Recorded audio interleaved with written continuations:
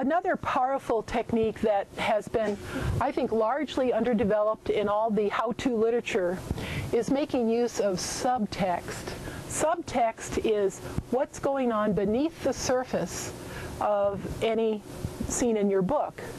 And it can be emotion, it can be something in nature, you know, a storm brewing, the hurricane coming, where the characters are busy with whatever is the business of the event, you know, what they're seeking, doing, trying to accomplish, that they don't pay attention to what's going on out there.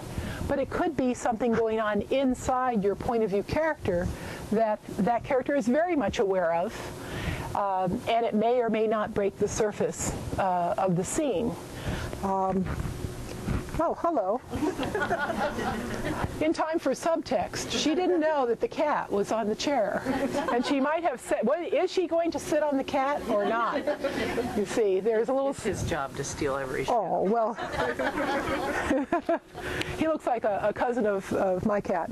But, I mean, that's an example of subtext right there. You know, you're watching, I didn't see the cat, and I back up. I could have squashed the cat. And you're aware of it, I'm not. That was in the subtext to my presentation. So that's an example of it. There's a wonderful writer in Portland. Maybe some of you have had a chance to hear him talk or read his books. Robert Dugoni. He writes courtroom thrillers, and one of his, The Jury Master, actually made it to the New York Times bestseller list. And one of the most common types of subtext that occurs is sexual attraction. You know, that, and hopefully you are developing a point of view character where you're staying in the point of view through a scene, and you know, not jumping around. That's less advisable. But I want to read you just a little bit of this section out of Bob's book that involves sexual attraction.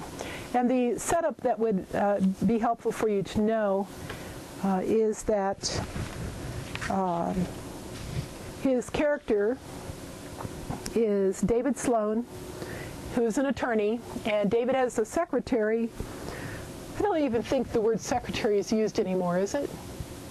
An administrative assistant? Okay.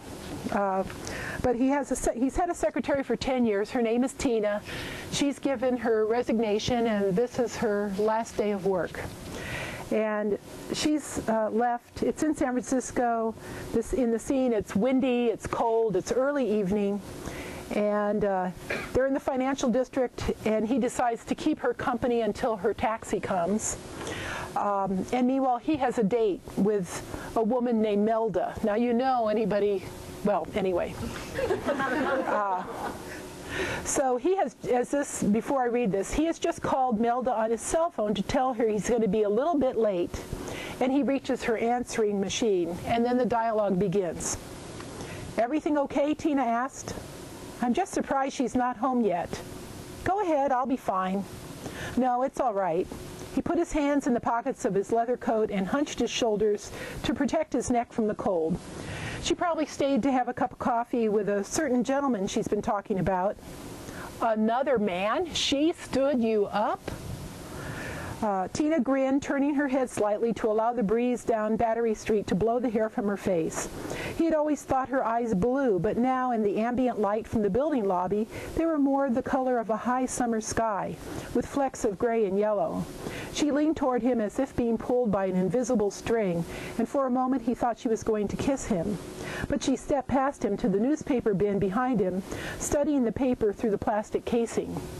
Then what happens, I didn't want to have the whole thing, but they spot a headline with the name of somebody they recognize that's relevant to the thriller plot, and Sloan buys the newspaper, and then together with Tina leaning over his shoulder, they read the article about the death of this one person, and then her cab comes, they have a little bit of back and forth, and she gets in. So then continuing, she says to him, "You okay?" And he says, "I'm still in shock that you're leaving." "Maybe not." She reached for the door handle. "I told you I'd stay for the right guy. You just have to find him for me." She pulled the door closed, leaving him standing alone on the sidewalk. So hopefully the reader, I think, can see that there's sexual attraction, and the subtext, while they've been talking about the case, is really that this attraction is going on. And at the end, I would say the subtext has broken the surface, and she's given him the coded signal, as women for ages have been giving men, only we haven't figured out that men need to have it explicit and told right up front. But anyway,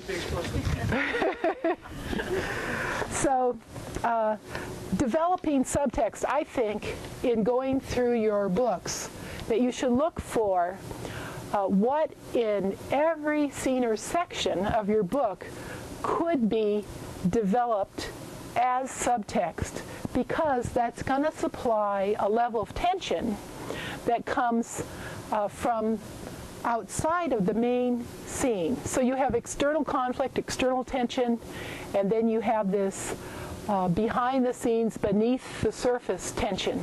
So you're looking for the more tension, the more conflict you build, the more questions you raise, the more interest you generate for your reader. So that's why it's an important technique. I think it's the missing other half of scene structure. That most of what we learned about how to structure a scene has all been about the outer scene, but that subtext is the other half, what's going on within the protagonist and within the scene.